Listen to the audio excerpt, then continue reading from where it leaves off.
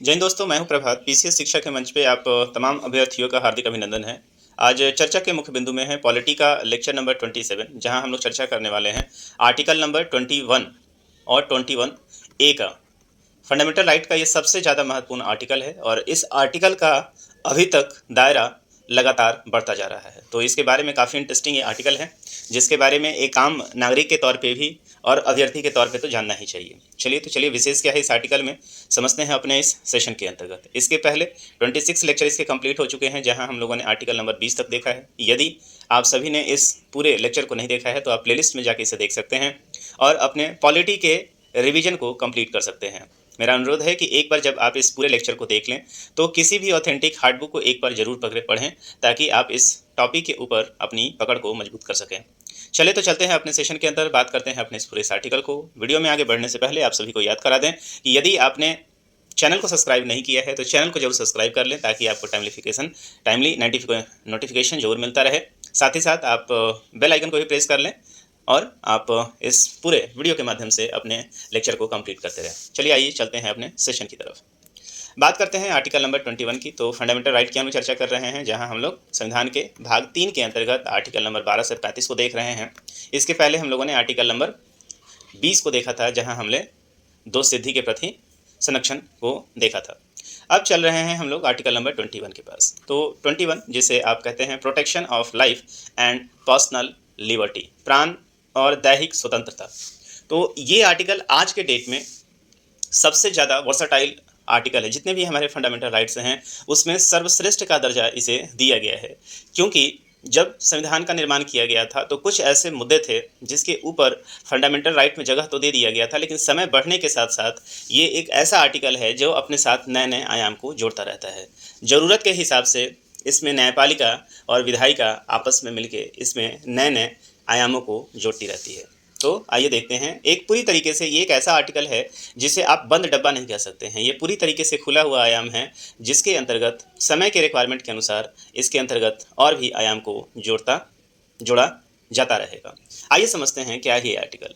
प्राण एवं दैहिक स्वतंत्रता का मूल अधिकार सभी मौलिक अधिकारों में सर्वश्रेष्ठ है। इसके बारे में हम लोगों ने चर्चा किया है। जितने भी आर्टिकल उसमें सबसे सर्वश्रेष्ठ है ये।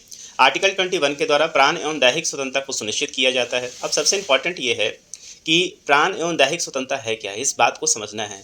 और इसके लिए आप देखेंगे समय समय पर इसका अलग अलग डिफिनीशन, चूंकि ये किसी भी डिफिनीशन से परे है। इसके अंतर्गत प्राण और दैहिक स्वतंत्रता के अंतर्गत क्या क्या वो चीज़ें आएंगी, ये समय के साथ और भी ज़्यादा एक्सपेंड होता रहेगा। आर्टिकल नंबर 21 के अनुसार किसी व्यक्ति को उसके प्राण एवं दैहिक स्वतंत्रता से विधि द्वारा स्थापित प्रक्रिया के अनुसार ही वंचित किया जा सकता है, अन्यथा नहीं। तो यहाँ पे सबसे इंपॉर्टेंट ये है कि प्राण एवं दैहिक स्वतंत्रता के अंतर्गत आएगा क्या क्या चीज़, और यदि उसको वंचित किया जा सकता है वो कौन सी विधि होगी, वो कौन सा अपवाद होगा जिसके अंतर्गत उस व्यक्ति को अपने इस प्राण एवं दैहिक स्वतंत्रता से बचाया जा सकता है। सबसे इंपॉर्टेंट यहाँ पे देखने वाली बात यह है कि क्या क्या वो चीज़ें हैं। सबसे इंपॉर्टेंट बात यह है कि आप देख सकते हैं कि प्राण एवं दैहिक स्वतंत्रता के अंतर्गत ये जो आर्टिकल है, सबसे पहले आप देखिएगा कि यहाँ ये व्यक्ति का इस्तेमाल हुआ है। जरा आप इस शब्द को देखें यहाँ पे, किसी व्यक्ति को। तो व्यक्ति जब जब है, हम लोगों ने आर्टिकल में पढ़ा है कि व्यक्ति का बात जब जब होगा वहाँ पे ये नागरिक और अनागरिक, मतलब जो विदेश से रहने वाले हैं और विदेशी यहाँ पे जो आ रहे हैं हमारे पास, इन दोनों के लिए क्या हो जाएगा, लागू हो जाएगा, पहला चीज़। दूसरा चीज़ ये है कि इसे युद्ध काल में भी निरस्त नहीं किया जा सकता है। सबसे इंपॉर्टेंट ये है कि युद्ध काल में भी निरस्त नहीं होता है। कोई व्यक्ति अपने प्राण तथा शारीरिक स्वतंत्रता से तभी वंचित किया जाएगा जबकि उसके लिए कोई विधिक उपबंध हो। अनुच्छेद 21 के तहत व्यक्ति शब्द का प्रयोग यहाँ किया गया है, अतः इसका संरक्षण नागरिक एवं विदेशी अर्थात अनागरिक सभी व्यक्तियों को प्राप्त है। मतलब ये फंडामेंटल राइट जो है वो सभी के लिए है। व्यक्ति शब्द का इस्तेमाल किया गया है, और जब नागरिक शब्द का इस्तेमाल हमारे पास किया जाएगा तो अपने देश के लिए किया जाएगा। चलिए आगे बढ़ते हैं। यहाँ पे जिस आर्टिकल की हम चर्चा कर रहे हैं, इस आर्टिकल के अंतर्गत इसको अकेले जोड़ के पढ़ना उचित नहीं रहेगा। तो इसके अलावा आप देखेंगे कि ऐसा ही सिमिलर जो आर्टिकल है, इस सिमिलर आर्टिकल को आप यूएसए के संविधान में भी देखेंगे। इसी प्रकार का संरक्षण अमेरिकी संविधान के अंतर्गत 5वें तथा 14वें संशोधन के द्वारा भी किया गया है। 5वें संशोधन के अनुसार कोई भी व्यक्ति सम्यक विधि प्रक्रिया के बिना अपनी दैहिक स्वतंत्रता से वंचित नहीं किया जा सकता है। मतलब ऐसा कोई भी आर्टिकल जो किसी व्यक्ति के जीवन से जुड़ा हुआ हो, वैसे चीज़ों को यदि आप निरस्त करना चाहते हैं, रोकना चाहते हैं, तो निश्चित रूप से वो विधि सम्मत होना चाहिए, वो लॉजिक पूर्ण होना चाहिए। और आपको ये भी याद आ रहा होगा कि आर्टिकल में इस बात का भी जिक्र किया गया है। जब आर्टिकल नंबर हम 13 पढ़ रहे थे हम लोग, तो हम लोगों ने देखा था कि राज्य ऐसे मतलब संविधान ऐसे सारे आर्टिकल को न्यून कर देगी, ऐसे सारे वैधानिक संस्थाओं को या वैधानिक कोई भी विधि को वो न्यून कर सकती है, समाप्त कर सकती है, जो फंडामेंटल राइट का हनन करता है। तो इस संदर्भ में यदि आप इसको जोड़कर देख रहे हैं तो दैहिक स्वतंत्रता से वंचित मतलब कोई भी ऐसा जो इसे निरस्त करने के लिए कोई भी ऐसा कानून नहीं बनाया जाएगा, आप देखेंगे जो विधिक संवत नहीं हो। तो यहाँ पे अमेरिकी न्यायालय ने सम्यक विधि प्रक्रिया की बात की है, अर्थात ड्यू प्रोसेस ऑफ लॉ का अत्यंत विस्तृत अर्थवान करते हुए उसे नैसर्गिक न्याय मतलब नेचुरल जस्टिस के समतुल्य माना है। तो यहाँ भी आप देख सकते हैं कि इसके अंतर्गत अभी तक जितने भी प्रावधान किए गए हैं सबके सब किसके अंदर आते हैं, एक तरीके से नेचुरल जस्टिस के अंतर्गत आते हैं। तो अमेरिका में भी ऐसे संविधान को जगह दिया गया है। यहाँ अमेरिकी संविधान में प्रदत्त दैहिक स्वतंत्रता भारतीय संविधान की अपेक्षा विस्तृत है, क्योंकि भारतीय संविधान में दैहिक स्वतंत्रता का अधिकार विधि द्वारा स्थापित प्रक्रिया के अधीन है। अब आप देखें कि इस आर्टिकल का जिक्र जो है वो यूएसए के आर्टिकल में है, यूएसए के आर्टिकल में भी है, और यूएसए के में जो अमेरिका, यहाँ चर्चा अमेरिका की इसलिए हो रही है कि यह दुनिया का सबसे पुराना लोकतंत्र है और वैसे में वहाँ भी अपना संविधान है, इसीलिए कंपेयर यहाँ करने का प्रयास किया जा रहा है कि वहाँ किस तरीके से, जो कि सबसे पुराना है, वहाँ इसे किस तरीके से देखा जा रहा है। तो वहाँ भी इस बात का जिक्र है कि अभी तक का सबसे विस्तृत आर्टिकल है। विधानमंडल किसी व्यक्ति को उसके प्राण एवं दैहिक स्वतंत्रता से विधि का निर्माण कर वंचित कर सकती है। अब यहाँ पे देखिए कि दैहिक स्वतंत्रता से वंचित नहीं किया जाएगा, और वंचित यदि करेगा तो कौन करेगा, वंचित करेगा तो निश्चित रूप से इसके लिए सीधा ही विधायिका को फोर्स में आना होगा। विधायिका इसके ऊपर कानून बना सकती है, लेकिन विधायिका भी अपने मन से ऐसा नहीं कुछ भी कानून बना के उसे पास कर देगी, फिर ये और सुप्रीम कोर्ट के पास जो है इसके सुप्रीम कोर्ट इसको रिव्यू करने की क्षमता रखता है। तो सुप्रीम कोर्ट इसको रिव्यू करेगा और रिव्यू करने के बाद यदि ये लगेगा कि ये किसी तरीके का जीवन से संबंधित वैसे किसी तथ्यों का उल्लंघन नहीं करता है, तभी ये पूरा का पूरा आर्टिकल जो है वो वैलिड होगा। इस आर्टिकल को सबसे ज़्यादा आप देखेंगे कि जैसे जैसे समय बढ़ता गया वैसे वैसे इस आर्टिकल में नए नए आयाम जुड़ते गए हैं। देखिए एक दो और केसेज है यहाँ पे। एक केस है ए के गोपालन बनाम मद्रास राज्य 1952 का। स्वतंत्रता के ठीक बाद आप देखेंगे कि ए के गोपालन बनाम मद्रास राज्य का एक कोर्ट आया था, एक वाद आया था, जिसमें सर्वोच्च न्यायालय ने कहा था कि अनुच्छेद 21 केवल कार्यपालिकाएं मतलब यहाँ पे एग्जीक्यूटिव बॉडी की बात हो रही है, कृत्य के विरुद्ध में संरक्षण प्रदान करता है। जो कार्यपालिका है उसके अगेंस्ट केवल क्या करता है, संरक्षण प्रदान करता है, लेकिन विधानमंडल के विरुद्ध नहीं। तो इस चीज़ को भी बदल दिया गया। विधानमंडल कोई विधि बनाकर किसी व्यक्ति को उसके प्राण एवं दैहिक स्वतंत्रता से वंचित कर सकता है। तो पहले मतलब 1952 तक जब शुरुआती दौर था तो वहाँ पे विधानमंडल को ये दिया गया था कि विधानमंडल ऐसा कोई भी आर्टिकल लेकर आ जाएगा, ऐसा कोई कानून आ जाएगा तो उसके द्वारा उसे पावर दिया गया था कि वो ऐसे चीज़ों को लेकर आ सकता है जिससे आप विधि को निरस्त किया जा सकता है। विधानमंडल के द्वारा निर्मित विधि को नैसर्गिक नियमों के अनुरूप होना आवश्यक नहीं है। तो इस आर्टिकल ये जो आप देखे हैं, जबकि अभी हम लोगों ने यूएसए के कानून में पढ़ा कि वहाँ पे जो भी कानून लाया जाएगा वो क्या हो जाएगा, वो नैसर्गिक नियमों के अनुरूप होगा। तो जैसा कि आप समझ रहे हैं कि फंडामेंटल राइट जो है वो राज्य के पहला दो चीज़ है, ये राज्य के विरुद्ध है, इस बात को भी आप याद रखेंगे, और दूसरा चीज़ क्या है, ये व्यक्तिगत तौर पर हितों की रक्षा करता है। तो यहाँ पे कंट्रोवर्सी आपको देखने को मिलेगा। हितों की रक्षा राज्य जब भी प्रयास करती है तो यहाँ पे क्या है, व्यक्ति विशेष के हितों का उल्लंघन करने का प्रयास करती है। तो ये एक राज्य के विरुद्ध एक निर्बंधन भी है, इस बात को आप समझेंगे। इस केस को आर्टिकल नंबर 21 को सबसे ज़्यादा जिसने ब्रॉड किया है या इसके डायमेंशन को जिसने खोला वो था मेनका गांधी बनाम भारत संघ 1978 का केस। जिस तरीके से केशवानंद भारती केस को देखा जाता है, केशवानंद भारती केस ने जिस तरीके से संविधान के बेसिक डॉक्ट्रिन की चर्चा की है, उसी तरीके से आर्टिकल 21 का जो सबसे बड़ा बात आप कहेंगे जिसने इसके पूरे डायमेंशन को खोल दिया वो था मेनका गांधी बनाम भारत संघ 1978 का केस। हुआ क्या था, तो इसमें सर्वोच्च न्यायालय ने ए के गोपालन के निर्णय को पलट दिया था, जहां अभी हम लोगों ने चर्चा किया था कि 1952 में कहा गया था कि जो यहाँ पे विधानमंडल है वो वैसे रूल को लेकर जा सकती है और नेचुरल जस्टिस के अगेंस्ट में भी वो हो सकता है ना। तो वहाँ पे अब एक के निर्णय को पलटा गया और अनुच्छेद 21 को एक नया आयाम देते हुए उसके क्षेत्र को अत्यंत विस्तृत कर दिया गया। इसने उच्चतम न्यायालय ने धारित किया है कि विधानमंडल द्वारा पारित किसी विधि के अधीन विधित प्रक्रिया जो किसी व्यक्ति को उसके प्राण और दैहिक स्वतंत्रता से वंचित करती है, उचित, ऋजु और युक्ति युक्त फेयर जस्टिस एंड रीजनेबल अर्थात प्राकृतिक न्याय के सिद्धांत के अनुरूप होनी चाहिए। अब आप देखेंगे इससे पहले उन्होंने ये कहा था कि ये नेचुरल जस्टिस के अगेंस्ट में हो सकता है, लेकिन 1978 का जो वाद है उसमें इस पूरे उन्हीं के डिसीजन को पलटते हुए यहाँ पे यह स्पष्ट कर दिया कि विधानमंडल भी जो भी चीज़ बनाएगी वो फेयर जस्टिस एंड रीजनेबल होना चाहिए। वो किसी भी तरीके से प्राकृतिक न्याय के सिद्धांत का उल्लंघन नहीं करना चाहिए। इसमें देखेंगे कि हम लोग कैसे वो सारे चीज़ धीरे-धीरे करके आ रहे हैं। आप देखेंगे इसके एग्ज़ाम्पल सबसे ज़्यादा इंपॉर्टेंट है, जिस तरीके से जुड़ता जा रहा है। क्योंकि आप देखेंगे आर्टिकल नंबर केवल 2 लाइन का एक आर्टिकल है, जहाँ ये कहा गया है कि प्राण एवं दैहिक स्वतंत्रता आपको मिलेगा। लेकिन जब इसके पैमाना को बढ़ाया जा रहा है, तो आज के डेट में सबसे ज़्यादा विस्तृत आर्टिकल ये आर्टिकल नंबर 21 ही है, और ये कहाँ तक जाएगा इसका कोई अनुमान नहीं है। जो बुक में कहीं रिटन नहीं है, वो सारे के सारे रिटन कहाँ हो जाएंगे, आर्टिकल नंबर 21 में आ जाएंगे। कैसे आएंगे इसको हम लोग देखेंगे अभी। उसे अयुक्तियुक्त और मनमाना नहीं होना चाहिए। इस निर्णय के बाद अब भारतीय संविधान तथा अमेरिकी संविधान द्वारा प्रदत्त दैहिक स्वतंत्रता लगभग समरूप हो गया है। मतलब वहाँ भी एक तरीके से अनडिफाइंड ही है, और आज के डेट में ही ये अनडिफाइंड है। अतः वर्तमान स्थिति के अनुसार अनुच्छेद नंबर 21 विधायिका तथा कार्यपालिका दोनों के विरुद्ध संरक्षण प्रदान करती है। किसको संरक्षण प्रदान करती है? व्यक्ति विशेष को प्रदान करती है। इस प्रकार किसी व्यक्ति को उसकी दैहिक स्वतंत्रता से वंचित करने वाली विधि में कौन कौन सी बातें आएंगी, जरा इसको देखें हम लोग। तो विधि के प्रक्रिया विहित होनी चाहिए। पहला तो अकॉर्डिंग टू लॉ होना चाहिए। दूसरा, प्रक्रिया रिजु, न्यायपूर्वक, न्यायपूर्ण और युक्ति युक्त होना चाहिए, मतलब फेयर होना चाहिए। इसके बारे में हम लोगों ने देखा।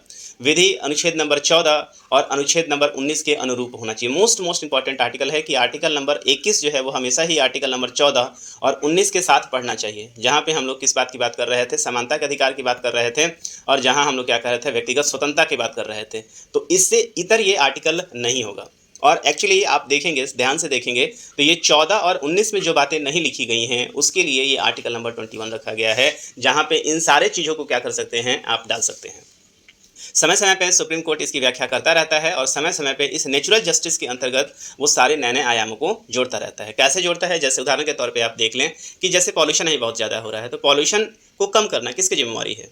पॉल्यूशन को कम करना अब तो स्टेट अपना पल्ला झाड़ लेगा कि इसमें से हमारी जिम्मेदारी है नहीं, लेकिन इसको बांधता है आर्टिकल नंबर 21। किसी व्यक्ति को प्राण एवं दैहिक स्वतंत्रता है, उसे स्वच्छ हवा लेने का जो है वो स्वतंत्रता है। तो इसी के आधार पे वो सारे के सारे एक्शंस जो है एनजीटी एक्शन लेना शुरू कर देती है। इसके अगेंस्ट में राज्य जो है ग्रैप प्लान, दिल्ली के आप उदाहरण ले सकते हैं, जहां राज्य जो है ग्रैप प्लान को अडॉप्ट करना शुरू कर देती है। आइए समझते हैं मेनका गांधी केस में और वो कौन कौन से आयाम हैं। मेनका गांधी के निर्णय के पश्चात सर्वोच्च न्यायालय ने अनुच्छेद 21 का उदार निर्वचन प्रारंभ कर दिया, और इसके अंतर्गत उन सभी बातों को शामिल कर लिया जो जीवन को जीने योग्य बनाती है। बहुत ये विस्तृत लाइन है, और इसका कोई डिफिनीशन नहीं है कि जीवन जीने के लिए किन किन चीज़ों की आवश्यकता होगी। जैसे जैसे समय में आवश्यकता होती जाएगी, चाहे वो शादी की बात हो, चाहे वो मरने की बात हो, चाहे वो शिक्षा की बात हो, किसी भी तरीके की चीज़ों को आप सुप्रीम कोर्ट जब व्याख्या करती है, तो आर्टिकल नंबर 14, आर्टिकल नंबर 19 और साथ ही साथ आर्टिकल नंबर 1 को उसके साथ लेकर आगे बढ़ती है। इस प्रकार इसके अंतर्गत अनुच्छेद 19 द्वारा प्रदत्त सभी स्वतंत्रताएं तथा ऐसी अन्य दैहिक स्वतंत्रताएं जो अनुच्छेद 19 में सम्मिलित नहीं है, आ जाती है। जैसे मैंने चर्चा किया था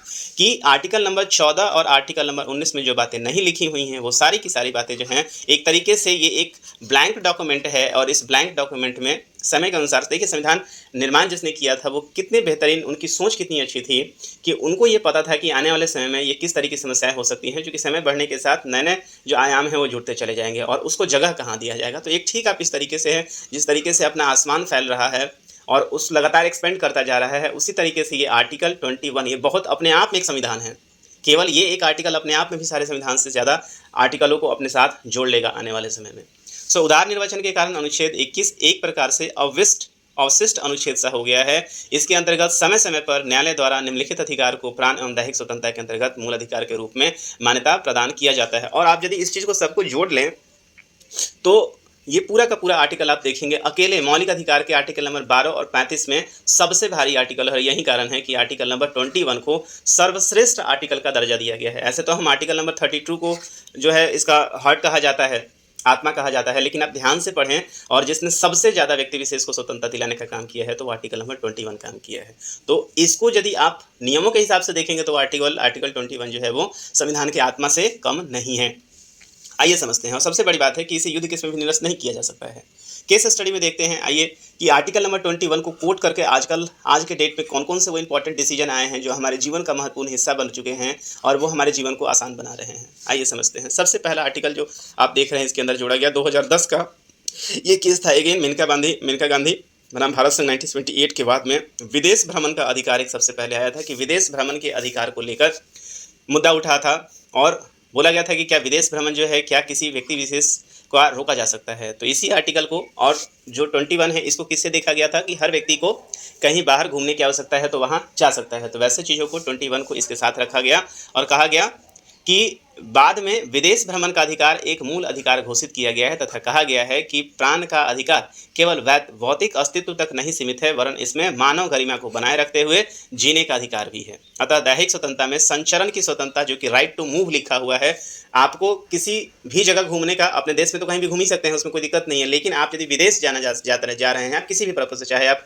पर्यटन के उद्देश्य से जाएं, चाहे आप काम करने के उद्देश्य से जाएं, तो इससे आपको रोका नहीं जा सकता है, बशर्ते कि आपके ऊपर किसी भी तरीके का केस नहीं चल रहा हो। अर्थात इच्छा अनुसार कभी भी तथा कहीं भी जाने की स्वतंत्रता शामिल है। तो विदेश जाने का जो अधिकार है, तो ये आपको कहीं भी कहीं मतलब राइट टू मूव वाले संचरण की स्वतंत्रता के अंतर्गत इसको शामिल किया गया और इसको ऐड किया गया। ये घटना ये जो है 1978 के अंतर्गत ही इसको लाया गया था। दूसरा है राइट ऑफ प्राइवेसी, मतलब एकांतता का अधिकार। राजगोपालन बनाम तमिलनाडु राज्य में इस चीज़ को 1994 में सुप्रीम कोर्ट ने इसको किया था।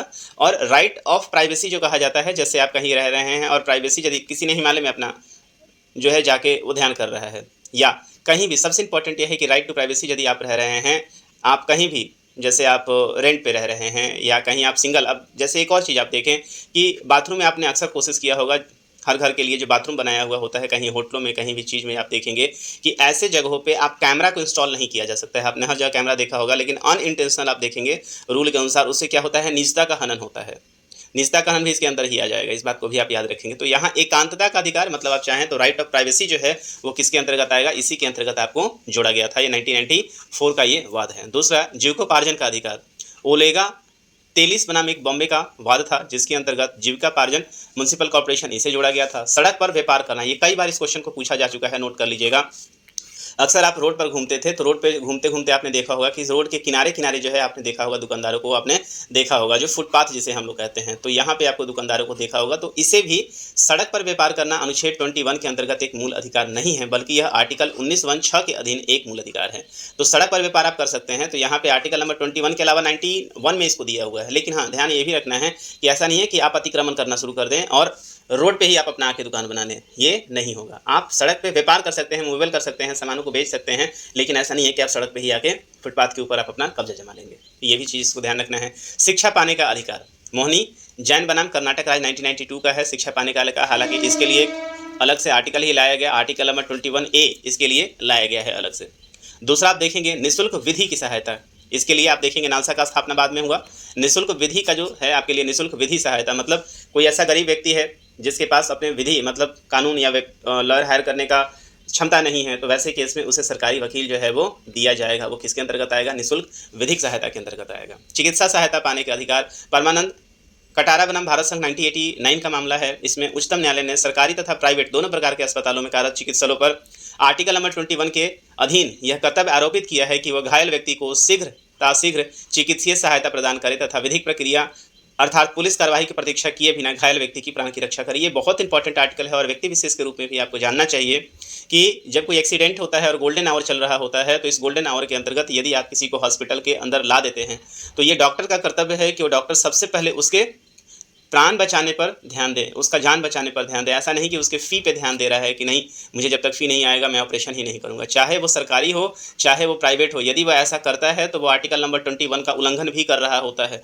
वो सबसे पहले प्राण बचाना जो है डॉक्टर की जिम्मेवारी है, और ऐसे केस में चाहे वो पुलिस की कार्रवाई हो, चाहे वो आपके फ़ी की कार्रवाई हो, उसके परवाह किए बिना डॉक्टर का ये कर्तव्य है कि वो आपके पेशेंट का क्या करे, वो जान बचाए। और यदि वह ऐसा करने में विफल होता है तो वो आर्टिकल नंबर 21 का उल्लंघन भी माना जाएगा। इस बात को आप याद रखें। इसलिए 1989 ने इस चीज़ को क्लैरिफाई किया था, जो कि परमानंद कटारा बनाम भारत संघ का ये केस है। इस बात को याद रखेंगे। चमेली सिंह बनाम उत्तर प्रदेश का केस 1998 का है, जहाँ पे आप देखेंगे कि आर्टिकल नंबर 21 के तहत आश्रय का अधिकार, राइट टू शेल्टर, एक मूल अधिकार के अंतर्गत रखा हुआ है। कहीं किसी को प्राश्रय देना जो है वो क्या है आपका, यदि कोई मजबूरी में है तो आप आश्रय देना जो है, चूंकि वो जीवन जीने का अधिकार, जैसे ठंडी का दिन चल रहा है, काफ़ी ज़्यादा ठंड है, तो वैसे में आपने देखा होगा कि धर्मशाला का जितने लोग ओपन करवाते हैं, तो ये भी किसके अंदर आएगा, राइट टू शेल्टर के अंतर्गत आएगा। निःशुल्क खाद्य सामग्री पाने का अधिकार, तो 2000 का मामला है भारत संघ के अगेंस्ट में। इसमें सर्वोच्च न्यायालय ने कहा कि ऐसे लोग जो भूख से पीड़ित हैं और खाद्य सामग्री खरीदने में असमर्थ हैं,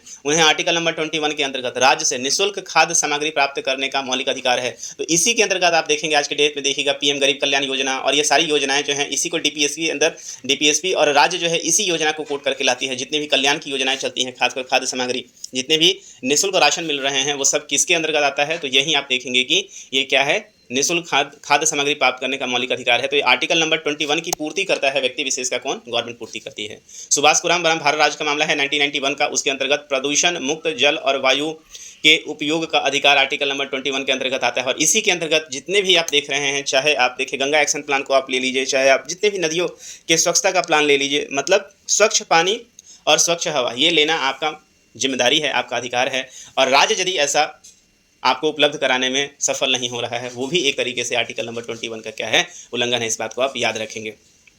सुजता श्रीवास्तव बनाम चंडीगढ़ एडमिनिस्ट्रेशन 2010 में उच्चतम न्यायालय ने निर्धारित किया है कोई महिला अपने बच्चे को पैदा करे या नहीं, आर्टिकल नंबर 21 के अंतर्गत यह उसका अधिकार है।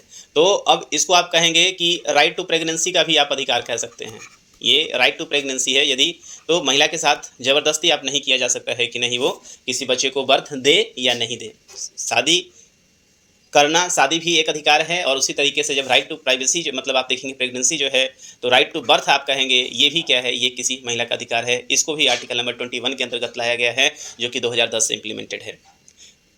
कोई महिला मैथुन से इनकार कर सकती है तथा गर्भ निरोध का कोई भी साधन अपना सकती है। इसके लिए भी आप दे सकते हैं कि ये भी एक बड़ा इंपॉर्टेंट आर्टिकल था, आर्टिकल नंबर 2010, इसके भी ये एक्सप्लेन किया गया है। तो ये काफ़ी इंपॉर्टेंट है, 2010 का ये मामला है, आर्टिकल नंबर 21 के अंतर्गत ये आता है। महाराष्ट्र राज्य बनाम श्रीपति दुबल 1987 के मामले में सर्वप्रथम बम्बई हाईकोर्ट ने कहा था कि अनुच्छेद 21 के तहत जीने का अधिकार, that is right to live, में मरने का अधिकार, राइट टू डाई, भी शामिल है। तथा भारतीय दंड संहिता आईपीसी की धारा 309 जो कि आत्महत्या को अपराध घोषित करती है, असंवैधानिक है। मोस्ट इंपॉर्टेंट आप देख सकते हैं कि अभी तक हमने जो पढ़ा है वो क्या है? आत्महत्या जो है वो क्या है? आपका अपराध है। लेकिन यहाँ पे देखिए कि मरने का भी अधिकार यहाँ पे दिया गया है, राइट। आर्टिकल नंबर आप देखेंगे 21 के अंतर्गत। लेकिन इसको बाद में आप देखेंगे कि इसको और भी ज़्यादा अमेंडमेंट इसमें आया और इसमें पैसिव यूथेनेसिया का यूज किया जा सकता है। इस बात को आप याद रखेंगे, ये बाद में आएगा। तो देखिए पी रतिनाम बनाम भारत संघ 1994 के मामले में सर्वोच्च न्यायालय ने कहा कि अनुच्छेद 21 के तहत जीने के अधिकार में मरने का अधिकार भी शामिल है। यदि किसी को जीने का अधिकार है तो मरने का भी अधिकार है। तो ज्ञान, और इसी चीज़ को कोट करके आप देखेंगे कि पैसिव यूथेनेसिया भारत में अलाउ किया गया है। ज्ञान कौर बनाम पंजाब 1996 राज्य के वाद में उच्चतम न्यायालय ने पी रतिनाम के निर्णय को पलटते हुए कहा कि आर्टिकल नंबर 21 के अंतर्गत जीवन के अधिकार में मरने का अधिकार शामिल नहीं है। तो अपने डिसीजन को पलटा यहाँ पे। अब जो देखेंगे कि जो डिसीजन हमने यहाँ पे देखा था, रतिनाम वाला जो मामला था, उसके अंतर्गत ये मरने के अधिकार को शामिल नहीं किया गया। तो सुप्रीम कोर्ट समय समय पर इसमें अमेंडमेंट लाती रहती है। धूम्रपान का निषेध, मुरली देवड़ा बनाम भारत संघ के मामले में उच्चतम न्यायालय में सार्वजनिक स्थानों पर धूम्रपान को अनुच्छेद नंबर 21 के द्वारा प्रदत्त मूल अधिकार का उल्लंघन माना है तथा राज्य को सार्वजनिक स्थानों पर धूम्र निषेध करने का आदेश दिया है। तो धूम्र निषेध आप चाहे आप फिल्म देखने जाएं या आप कहीं लोकल प्लेस पे आपने देखा होगा, वहाँ पे एक बोर्ड लगा दिखता है आपको, धूम्रपान निषेध है। अब क्यों होगा, इसको आप आर्टिकल नंबर कहाँ से जोड़ सकते हैं? इसी के अंतर्गत जो है आर्टिकल 1 लाया गया है कि स्वच्छ वायु जो है वो आपका अधिकार है। तो यदि आप धूम्रपान करेंगे तो ये स्वच्छता जो है वहाँ का जो प्रदूषण होगा, एयर पॉल्यूशन बढ़ेगा, और उसके अंतर्गत आप कहेंगे कि धूम्रपान जो है, चूँकि आपके स्वतंत्रता के कारण, स्वतंत्रता ये भी ध्यान देता है कि आपके स्वतंत्रता के कारण किसी और का हित भी बाधित नहीं होना चाहिए। इसीलिए जो फ्रीडम है वो क्या है? अत्यांतिक नहीं है, वो क्या है? एब्सोल्यूट नहीं है। इस बात को याद रखेंगे। विशाखा बनाम स्टेट ऑफ राजस्थान के बाद में सर्वोच्च न्यायालय द्वारा निर्धारित किया गया कि महिला कर्मियों का यौन उत्पीड़न लैंगिक समानता, प्रांत तथा दैहिक स्वतंत्रता के अधिकारों के अतिक्रमण की कोटि में भी आता है। तो मोलेस्टेशन जो देखेंगे वो भी इसके अंदर ही आ जाएगा। आम जनता के समक्ष फांसी देने के विरुद्ध संरक्षण, कई बार आपने सोचा होगा, कई बार आपने सुना होगा कि किसी को भी ओपन में फांसी दे दिया, ये टेररिस्ट है, लेकिन भारत के कानून के अनुसार ये नहीं हो सकता है। आप ओपन में किसी को फांसी नहीं दिया जा सकता है, गलत संदेश होगा। तो ये भी आर्टिकल नंबर 21 में आएगा। पुलिस अभिरक्षा में मृत्यु के विरुद्ध संरक्षण, अर्थात नीलवती बेहरा 1993 का ये केस है। पुलिस अभिरक्षा में मृत्यु के विरुद्ध संरक्षण, मतलब आप पुलिस कस्टडी में है और आपको मार दिया जाता है, आपको पीट कर मार दिया जाता है, ये भी उल्लंघन होगा, आर्टिकल नंबर 21 का होगा। और उसके अंतर्गत पुलिस को जस्टिफाई करना होगा क्या हुआ है, और यदि ऐसा हुआ है तो आर्टिकल नंबर 21 फंडामेंटल राइट का क्या है? उल्लंघन है। हथकड़ी लगाने के विरुद्ध संरक्षण, प्रेम शंकर बनाम दिल्ली प्रशासन 1980 का है कि हथकड़ी लगाने के विरुद्ध संरक्षण भी इसके अंतर्गत आता है। गर्भावस्थान के दौरान लिंग परीक्षण, जिसके अंतर्गत आप देखेंगे कि आजकल जो है वो अल्ट्रासाउंड का युग है। तो जन्म के पहले ही आप देखेंगे कि इन सारी चीज़ों का जो चेकिंग होता है, और इसी के अंतर्गत ये सारे चीज़ क्या हैं? बैन किए गए हैं। आप लिंग परीक्षण नहीं करा सकते हैं। तो ये यदि ऐसा होता है, कोई डॉक्टर भी करता है, तो क्या है? ये एक पनिशेबल अपराध है।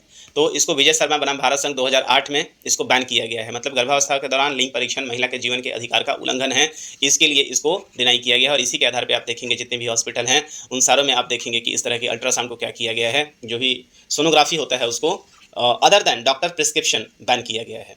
तो लिंग परीक्षण के उद्देश्य से नहीं कराया जा सकता। ऐसा कोई भी डॉक्टर, ऐसा कोई भी हॉस्पिटल यदि करता है तो वो कानूनी अपराध है। एकांत कारावास के विरुद्ध संरक्षण, तो आप कारावास में किसी व्यक्ति को जबरदस्ती एकांत में नहीं रख सकते हैं। ये भी कहता है चूंकि व्यक्ति एक सामाजिक प्राणी है तो उसे आप एक साथ रखना होगा। तो ये भी इसके निजता का अधिकार सर्वोच्च न्यायालय की 9 सदस्यीय खंडपीठ ने 14 अगस्त 2017 में इसको दिया था। निजता राइट टू प्राइवेसी के अंतर्गत ये आता है। तो निजता के अनुसार जो भी आप जो पर्सनल एक्टिविटी है वो आप अपना सेपरेट रह सकते हैं, सेपरेट रहना जो है आपका अधिकार है और ये इसके अंतर्गत आएगा। परोक्ष इच्छा मृत्यु दैट इज पैसिव यूथनेसिया। तो जैसा अभी चर्चा चल रहा था कि रतलाम वाले केस में कि यहाँ चर्चा ये हुआ था कि जीने के साथ साथ मरने का भी अधिकार जो है आपके पास होना चाहिए। तो यहाँ पे अब जो है मान लेते हैं कोई व्यक्ति बहुत ही ज़्यादा कष्ट में है और उसके जीवन जो उसका भी वो जीवन है वो इतना कष्टदायक हो गया है कि उसके लिए मृत्यु ही बहुत अच्छा है।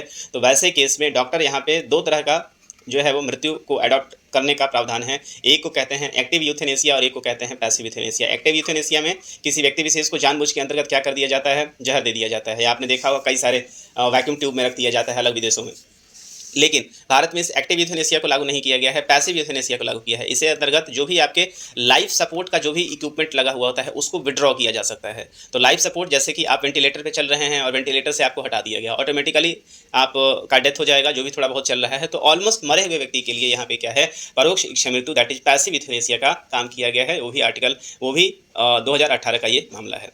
2018 में ही देखिएगा हादियाबाद में 27 मार्च 2018 को शक्ति वाहिनी दैट इज गैर सरकारी संगठन का मामला था।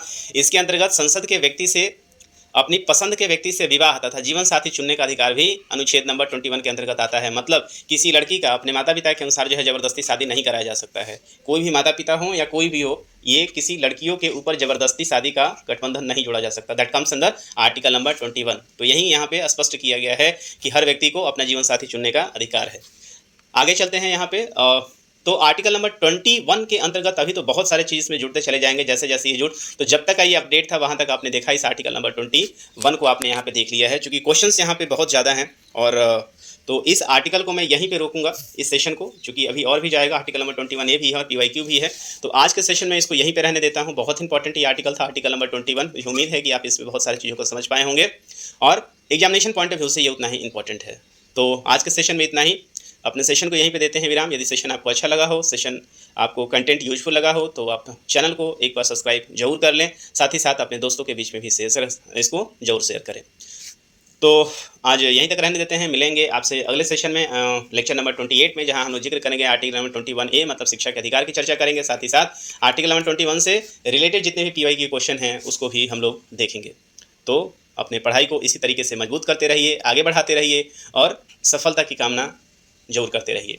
इसी के साथ अपने सेशन को यहीं देते हैं विराम। मिलेंगे आपसे अगले सेशन में, तब तक के लिए साइनिंग ऑफ। दिस इज प्रभात। जय हिंद।